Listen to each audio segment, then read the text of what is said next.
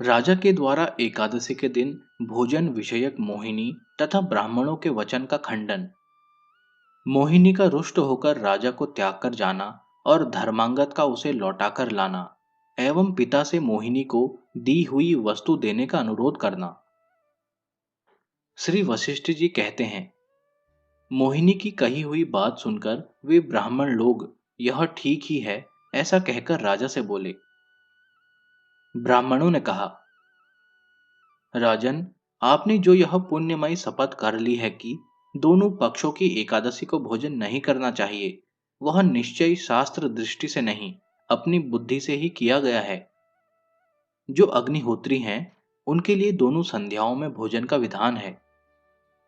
ब्राह्मण आदि तीन वर्ण के लोग होमा वशिष्ठ अर्थात यज्ञ शिष्ट अन्न के भोक्ता बताए गए हैं। प्रभु, जो सदा अस्त्र शस्त्र उठाए ही रहते हैं और दुष्ट पुरुषों को संयम में रखते हैं, ऐसे भूपालों के लिए विशेषतः उपवास कर्म कैसे उचित हो सकता है? शास्त्र से या अशास्त्र से आपने इस व्रत के लिए जो प्रतिज्ञा कर दी है वह ठीक है, किंतु आप ब्राह्मणों के साथ भोजन करें, इससे आपका व्रत भंग नहीं हो सकता। यह वचन सुनकर राजा के मन में बड़ा क्रोध हुआ, पर वे उन ब्राह्मणों से मधुर वाणी में बोले, विप्रवरों, आप लोग सब प्राणियों को मार्ग दिखाने वाले हैं, अतः आपको ऐसी बातें नहीं करनी चाहिए। जो लोग एकादशी के दिन उपवास का विधान करने वाले वचन को केवल यतियों और विधवाओं के लिए ही विहित बताते हैं, वे ठीक नहीं कहते हैं। वैष्णवों का कहीं ऐसा मत नहीं है। आप लोगों ने जो यह कहा है कि राजाओं के लिए उपवास का विधान नहीं है, उसके विषय में मैं वैष्णवाचार लक्षण के वचन सुनाता हूँ। आप लोग सुने।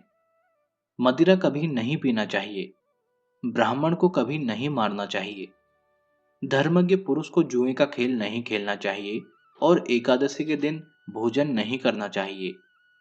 नहीं करने योग्य कार्य को करके कौन 100 वर्षों तक जीवित रहता है? कौन सचेष्ट मनुष्य है जो एकादशी के दिन भोजन करे?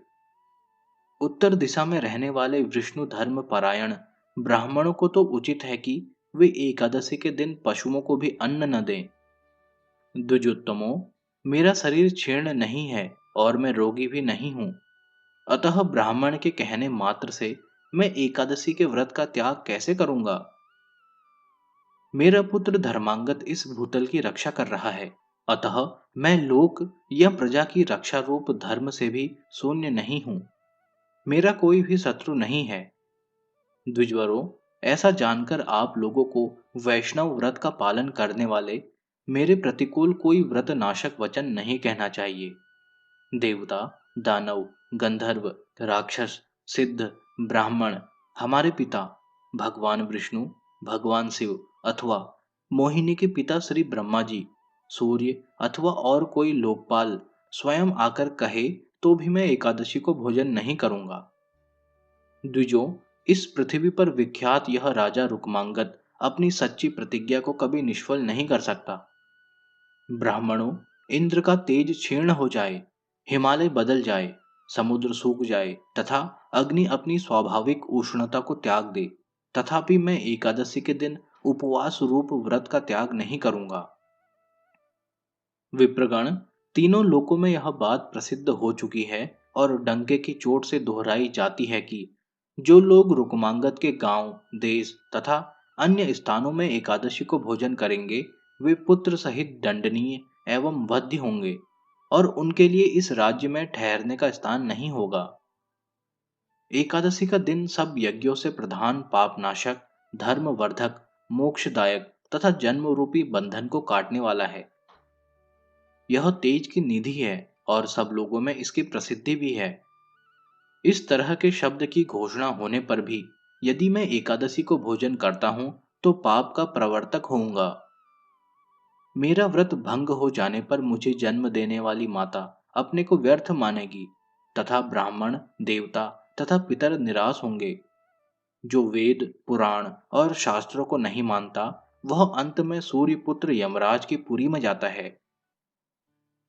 जो वमन करके फिर उसे खाता है, उसी के समान वह भी है। जो अपनी प्रतिज्ञा तथा व्रत को भंग कर देता है। वेद, शास्त्र, पुराण, संत महात्मा तथा धर्मशास्त्र कोई भी ऐसे नहीं है जो भगवान विष्णु के प्रिय कार्य के योग्य एकादशी के दिन भोजन का विधान करते हों। एकादशी के दिन का व्रत भगवान विष्णु के पद को देने वाला है। उस दिन छयाह तिथि होने पर भी अन्न भोजन की बात मूढ़ मनुष्य ही कह सकते हैं। राजा की यह बात सुनकर मोहिनी भीतर ही भीतर जल उठी और क्रोध से आंखें लाल करके पति से बोली, राजन, तुम मेरी बात नहीं स्वीकार करते हो तो धर्म भ्रष्ट हो जाओगे। पृथ्वीपते, तुमने वर देने के लिए अपना हाथ सौंपा था। अपनी उस प्रतिज्ञा का उल्लंघन करके यदि किए हुए वचन का पालन न करोगे तो मैं चली जाऊंगी। नरेश, अब मैं न तो तुम्हारी प्यारी पत्नी हूं और न तुम मेरे पति। तुम अपने वचन को मिटाकर धर्म का नाश करने वाले हो। तुम्हें धिक्कार है। ऐसा कहकर मोहिनी बड़ी उतावली के साथ उठी और जिस प्रकार सती देवी महादेव जी को छोड़कर गई थी, उसी प्रकार वह राजा को छोड़कर ब्राह्मणों को साथ ले उसी समय वहां से चल दी। उस समय ब्रह्मा जी की मानस पुत्री मोहिनी हा तात, हा जगन्नाथ, जगत की सृष्टि, स्थिति और संहार करने वाले परमेश्वर, मेरी सुध लो, इन शब्दों का जोर जोर से उच्चारण करती हुई विलाप कर रही थी। इसी समय धर्मांगद सारी पृथ्वी का परिभ्रमण करके घोड़े पर चढ़े हुए आए। उनके मन में कोई ईर्ष्या द्वेष नहीं था। उन्होंने मोहिनी की वह पुकार अपने कानों सुन ली थी। धर्मांगद बड़े पितृ भक्त थे। धर्म मूर्ति रुक्मांगद कुमार तुरंत घोड़े से उतर पड़े और पिता के चरणों के समीप गए। उन्हें प्रणाम करके धर्मांगद ने फिर उठकर हाथ जोड़ उन श्रेष्ठ ब्राह्मणों को प्रणाम किया। राजन, तदंतर रोषयुक्त हृदय वाली मोहिनी को शीघ्र गति से बाहर जाती देख धर्मांगद बड़े वेग से सामने गए और हाथ जोड़कर बोले, मां, किसने तुम्हारा अपमान किया है? देवी, तुम तो पिताजी को अधिक प्रिय हो, आज रुष्ट कैसे हो गई? इन ब्राह्मणों के साथ इस समय तुम कहां जा रही हो? धर्मांगद की बात सुनकर मोहिनी बोली, बेटा, तुम्हारे पिता झूठे हैं, जिन्होंने अपना हाथ मुझे देकर भी उसे व्यर्थ कर दिया। अतः तुम्हारे पिता रुक्मांगद के साथ रहने का अब मेरे मन में कोई उत्साह नहीं है। धर्मांगद ने कहा, देवी, तुम जो कहोगी उसे मैं तुरंत करूंगा। मां, तुम क्रोध न करो। तुम पिताजी को अधिक प्रिय हो, अतः उनके पास लौट चलो। मोहिनी बोली, वत्स, मुंह मांगा वरदान देने की शर्त रखकर तुम्हारे पिता ने मंदरांचल पर मुझे अपनी पत्नी बनाया था। देवेश्वर भगवान शिव इसके साक्षी हैं। किंतु तुम्हारे पिता रुक्मांगद अब उस प्रतिज्ञा से गिर गए हैं। राजकुमार, मैं उनसे सुवर्ण, धन, हाथी, घोड़े, गांव या बहुमूल्य वस्त्र नहीं मांगती हूं, जिससे उनकी आर्थिक हानि हो। देहधारियों में श्रेष्ठ बेटा धर्मांगद, जिससे वे अपने शरीर को पीड़ा दे रहे हैं, वही वस्तु मैंने उनसे मांगी है, किंतु वे मोहवश उसे भी नहीं दे रहे हैं। नृपनंदन, उन्हीं के शरीर की भलाई के लिए, उन्हीं के सुख के लिए मैंने वर मांगा है, किंतु वे नृपश्रेष्ठ उसे न देकर आज भयंकर असत्य के दलदल में फंस गए हैं। असत्य मदिरापान के समान घृणित पाप है। इस कारण तुम्हारे पिता को मैं त्याग रही हूं। अब उनके साथ मेरा रहना नहीं हो सकता। मोहिनी का यह वचन सुनकर पुत्र धर्मांगद ने कहा, मेरे जीते जी मेरे पिता कभी झूठे नहीं हो सकते। वरारोहे, तुम लौटो, मैं तुम्हारा मनोरथ पूर्ण करूंगा। देवी, मेरे पिता ने पहले कभी असत्य भाषण नहीं किया है, फिर वे महाराज मुझ पुत्र के होते हुए असत्य कैसे बोलेंगे? जिनके सत्य पर देवता, असुर तथा मानवों सहित संपूर्ण लोक स्थित है, जिन्होंने यमराज के घर को पापियों से शून्य कर दिया है, जिनकी कीर्ति रोज बढ़ रही है और उससे संपूर्ण ब्रह्मांड मंडल व्याप्त हो गया है, वे ही भूपाल शिरोमणि असत्य भाषण में तत्पर कैसे हो सकते हैं? मैंने महाराज का वचन सुना नहीं है, फिर उनके परोक्ष में तुम्हारी बात पर कैसे विश्वास कर लूं? शुभानने, मुझ पर दया करके लौट चलो। राजन, धर्मांगद का यह कथन सुनकर मोहिनी लौटी। सूर्य के समान तेजस्वी रुक्मांगद जिस सैया पर मृतक के समान लेटे थे, उसी पर धर्मांगद ने मोहिनी को बिठाया। वह सैया सुवर्ण से विभूषित, अनुपम और मनोहर थी। जब मोहिनी उस पर बैठ गई, तब धर्मांगद ने हाथ जोड़कर पिता से मधुर वाणी में कहा, तात, ये मेरी माता मोहिनी आज आपको असत्यवादी बता रही है।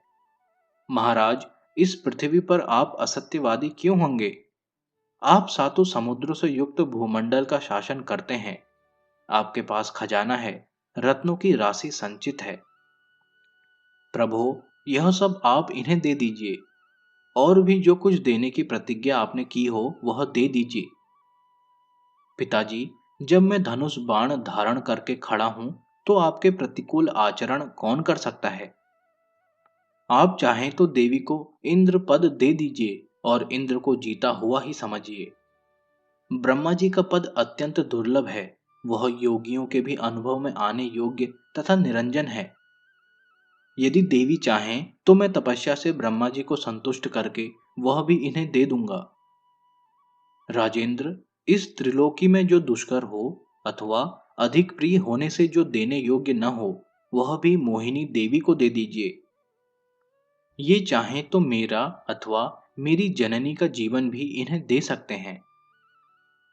इससे आप तत्काल ही इस लोक में सदा के लिए उत्तम कीर्ति से सुशोभित होंगे।